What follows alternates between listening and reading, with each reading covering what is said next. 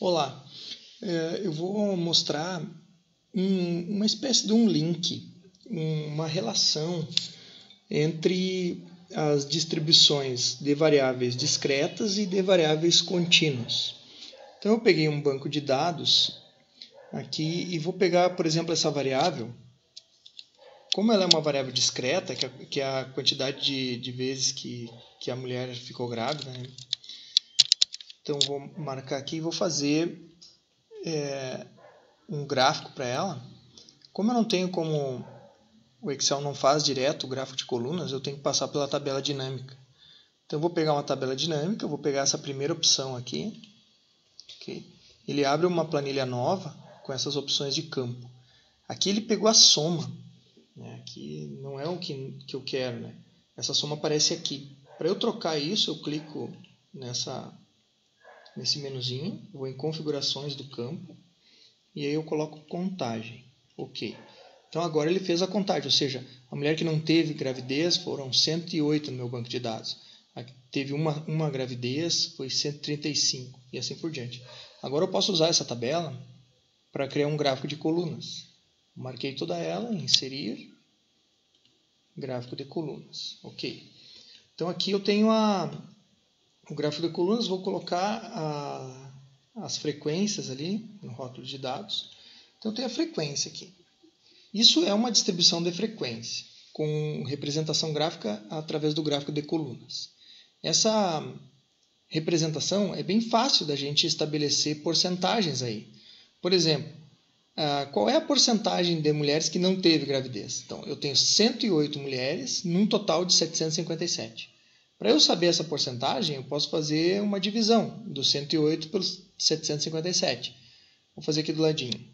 Igual, então, 108 dividido pelo 757, Enter.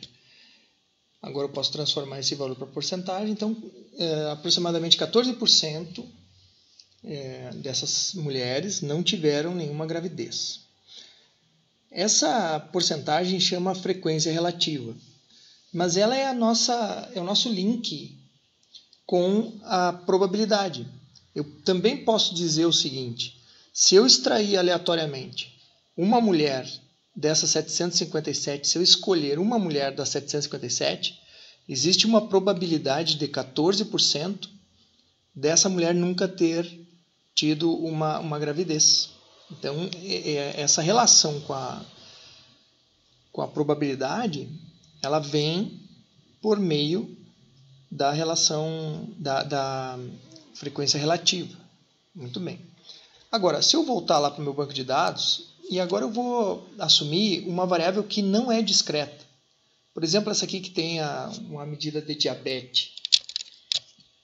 Marco lá, agora eu vou fazer, vou inserir agora, como ela é uma variável contínua, eu vou inserir um histograma. Então, inserir aqui, histograma.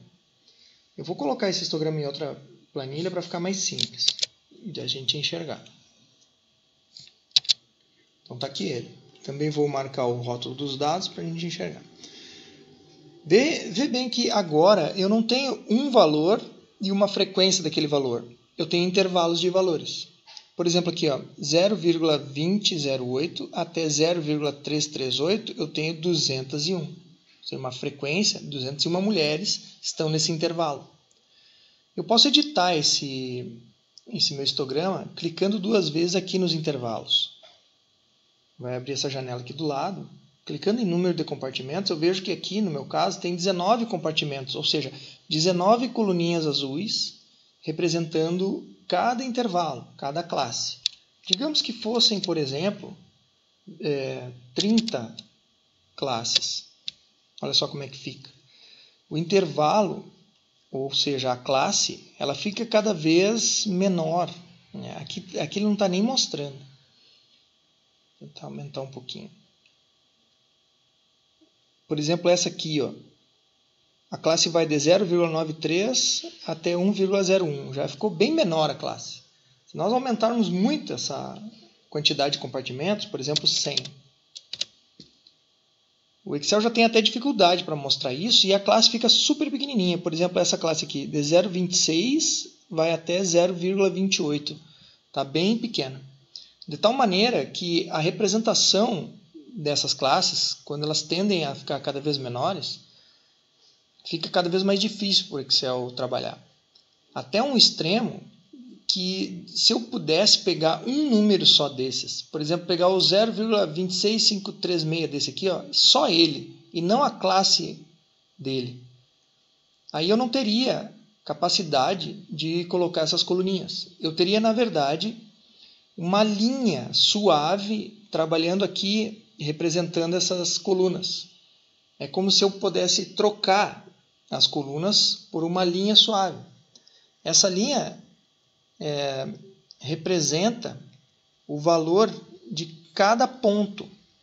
E abaixo dessa linha, representando uma área, abaixo da linha, seria a probabilidade. Mas como eu não consigo representar um ponto só, porque são infinitos, eu não consigo representar, essa linha me ajuda a representar classes de uma maneira mais livre. Qualquer classe, não as classes que eu já determinei aqui nesse caso, por exemplo. E ao representar qualquer classe, a minha probabilidade ela passa a ser calculada através da área embaixo dessa curva suave. Então, quando a gente tem uma variável contínua, a ligação da distribuição de frequência dada pelo histograma, ela passa por uma distribuição de frequência dada por um gráfico de uma linha suave. Então, muda. Nós temos que, para calcular a porcentagem de probabilidade, eu passo a ter que calcular uma área abaixo de uma curva. Então, é isso que nós faremos, né, mais adiante no próximo vídeo. Então, vejam, resumindo, para fazermos a porcentagem ou a probabilidade de uma variável discreta, é tranquilo, e a representação são gráficos de colunas.